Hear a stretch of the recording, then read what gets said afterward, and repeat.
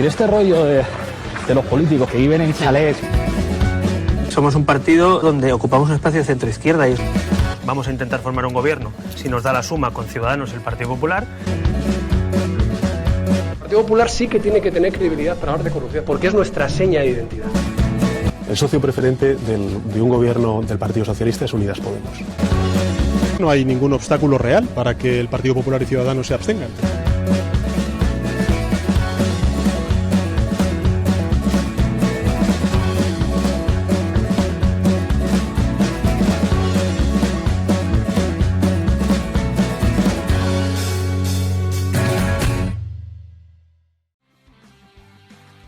Bueno, y nos vamos con un libro más que interesante sobre los orígenes latinoamericanos de Podemos. Un libro que ha sido coordinado por Manuel Alcántara y José Manuel Rivas.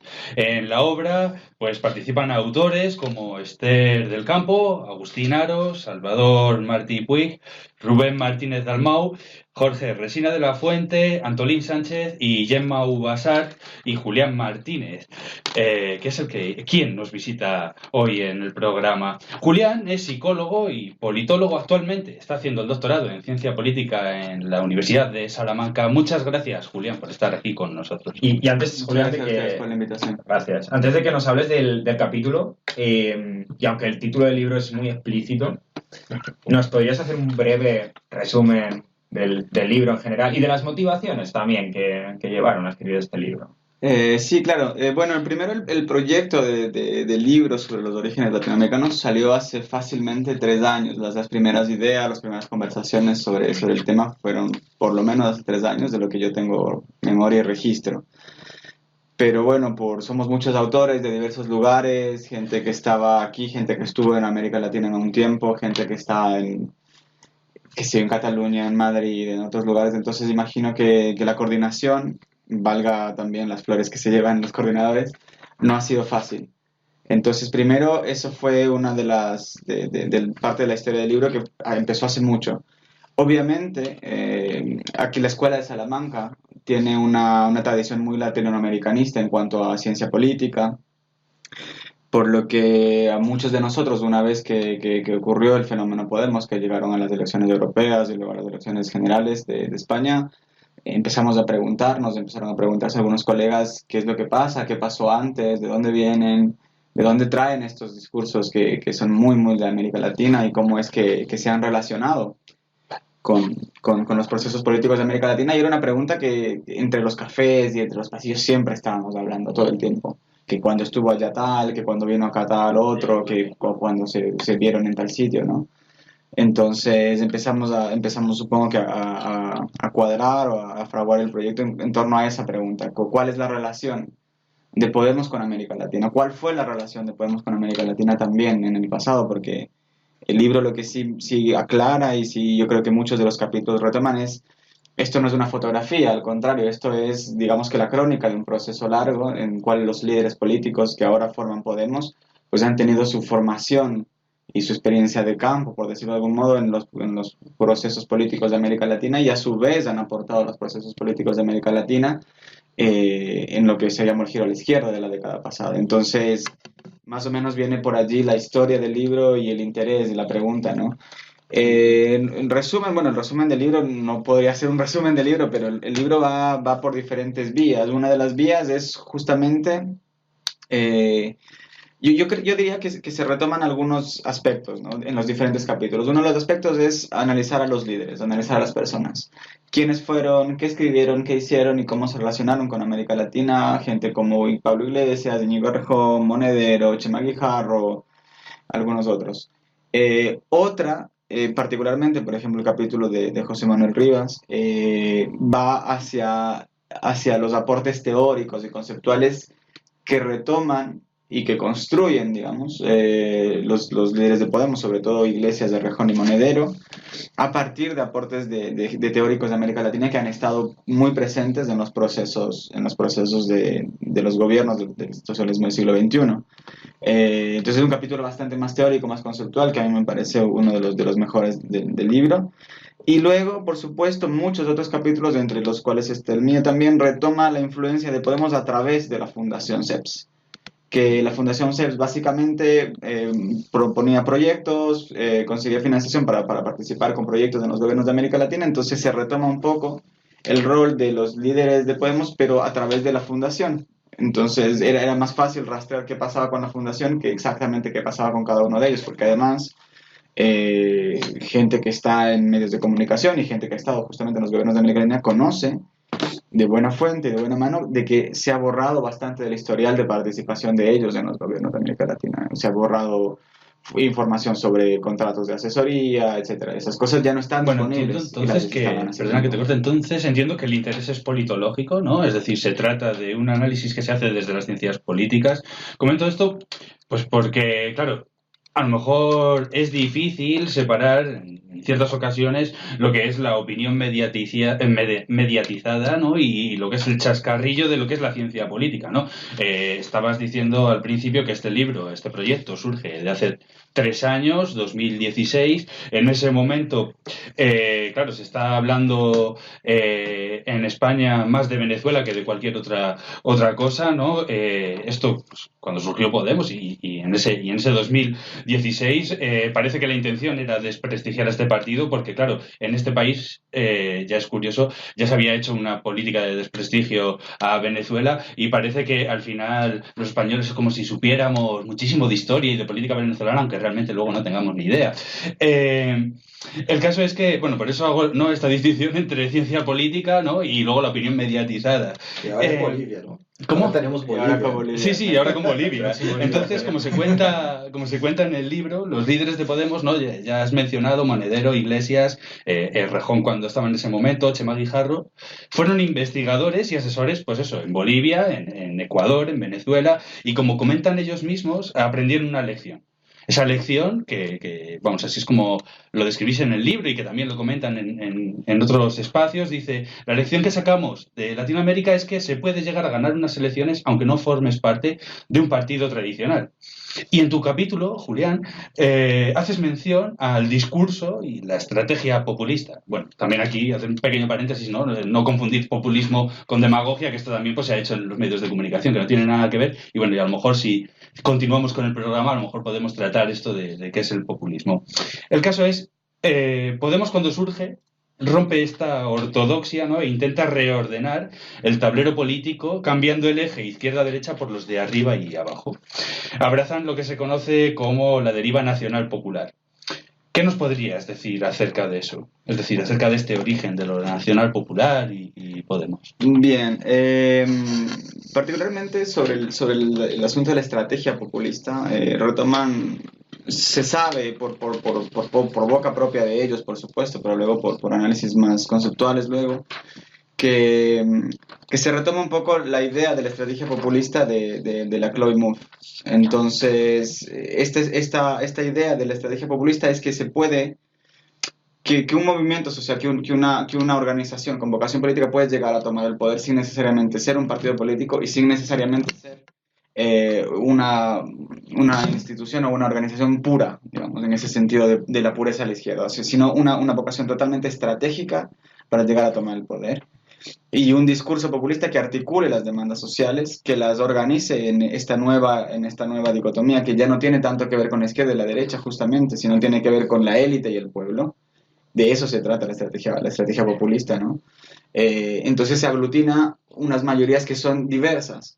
La dicotomía izquierda-derecha aglutina grupos, divide, digamos, el espectro político, enfrentando entre grupos que tal vez no puedan llegar a consolidar mayorías tan grandes desde el lado de lo popular, o sea, desde el lado de lo que podríamos entender como izquierda. Sin embargo, la estrategia populista, al articular el pueblo contra la élite, en el pueblo caben más personas que en lo que cabe la izquierda. Entonces, en ese sentido, yo creo que se utiliza lo que se entiende como estrategia populista para movilizar, para estructurar una organización con vocación de poder. Esa es la otra cuestión importante. Se articula, sobre todo desde la experiencia argentina, se articula lo nacional popular sobre estos asuntos, pero se lo articula sobre todo respecto a tener la posibilidad de alcanzar el poder. Y haces, Julián, haces hincapié en el libro, la influencia de Ecuador en Podemos. y sus paralelismos de cómo a nivel estratégico tanto Podemos como el movimiento Revolución Ciudadana coinciden en tanto que ambos compiten no solo, y estas son tus palabras, contra la derecha política, sino también contra la izquierda radical.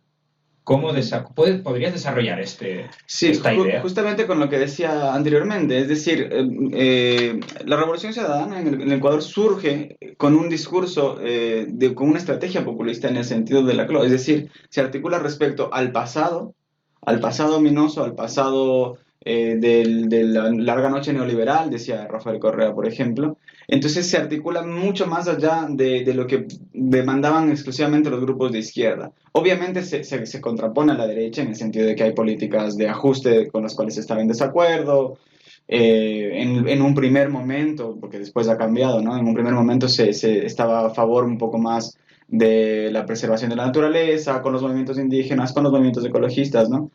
Pero dada la vocación de poder en ese momento, dado el proyecto constituyente y dado la intención de llegar al poder, también se tenía que separar un poco de las demandas que eran exclusivas de la izquierda radical, es decir, vamos a acabar con el sistema, aquí vamos a terminar con el capitalismo.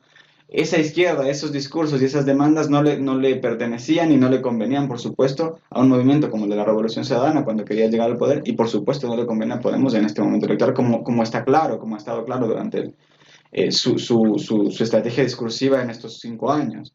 Entonces, se distingue, por supuesto, de la derecha política, pero se distingue de la izquierda radical en este sentido. No vienen a cambiar el sistema, no vienen a acabar con el capitalismo, claramente, ¿no? Bueno, y no obstante, como tú indicas al final de tu propio capítulo, dices que la realidad latinoamericana pues es diferente a la realidad española. Aquí mencionas que Podemos ha tenido que reducir sus aspiraciones de cambio debido a la crisis del sistema de partidos español. Debido a que la crisis del sistema de partidos español no ha sido similar al que se ha producido en otras latitudes. ¿Crees que existen más factores por los cuales Podemos ha abandonado su discurso y estrategia populista, o crees que no ha abandonado esta estrategia? Yo creo que no ha abandonado la estrategia populista en el sentido, obviamente, volviéndolo a eso, de la CLO. O sea, Podemos no ha cambiado un discurso antiélite. Eso no ha cambiado, eso ha sido bastante constante. Pero ha habido moderaciones respecto a las demandas o a las propuestas de Podemos. Yo no sé si se recuerda ahora, pero al principio Podemos surgía como un movimiento que proponía una constitución nueva, por ejemplo. O sea, podríamos revisar algunos de sus discursos y podemos rastrear que algunas de las propuestas era impulsar un momento constituyente para ver si es que se podía modificar la Constitución española.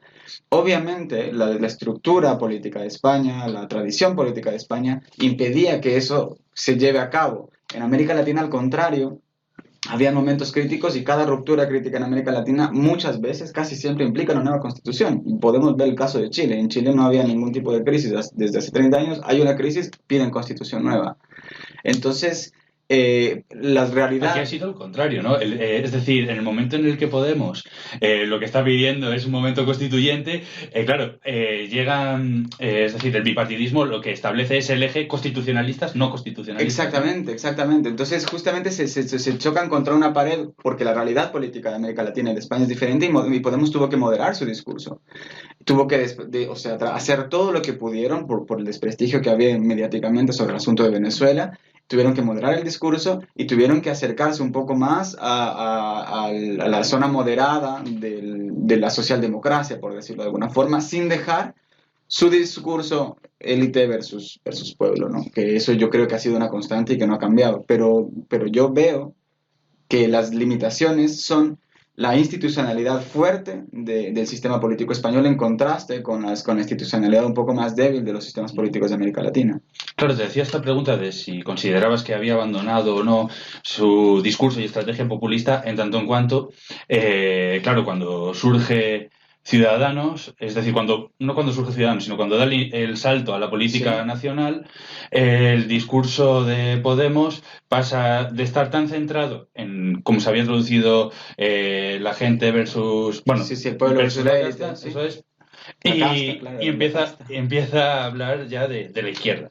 Sí, de la izquierda. Luego también empieza a ser un poco más aglutinador de los discursos sobre centro-periferia, por ejemplo. Empieza a ponerse en situaciones un poco más moderadas no tomando claramente partido respecto, por ejemplo, al asunto de Cataluña, sino más bien hay que dialogar, etcétera. Empieza a moderar sus posiciones, pero la vocación de poder, que eso es lo importante del aprendizaje de Podemos en América Latina, es tal cosa que lo estamos viendo hoy, o sea, lo vimos hace 3 días. La vocación de poder es: vamos a llegar a ser gobierno.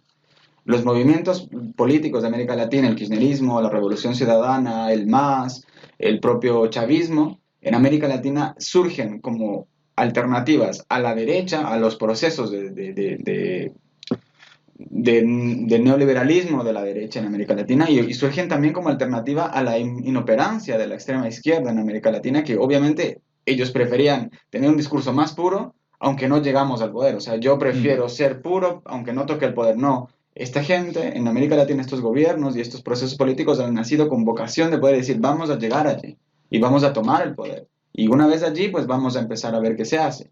Entonces yo creo que el aprendizaje de Podemos en América Latina ha sido el aprendizaje también, no solo de llegar al poder, sino de ser poder, de hacer y ejercer el poder, de tejer redes de conexión, de trabajo, etcétera, ¿no? Entonces yo creo que, y eso se ve ahora mismo, Podemos, con el menor número de escaños en su historia de participación electoral, está logrando tocar el poder, lo que nunca hizo en su mejor momento político. Bueno, pues muchas gracias, Julián. Te vamos a tener que cortar. Nos gustaría seguir charlando, al igual que con Rodrigo, pero bueno, tenemos un tiempo limitado. Para los que nos están escuchando, el libro que se está promocionando es el de Manuel Alcántara y José Luis Manuel Rivas, que son los directores de Los orígenes latinoamericanos de Podemos, y que se ha publicado en la editorial Tecnos.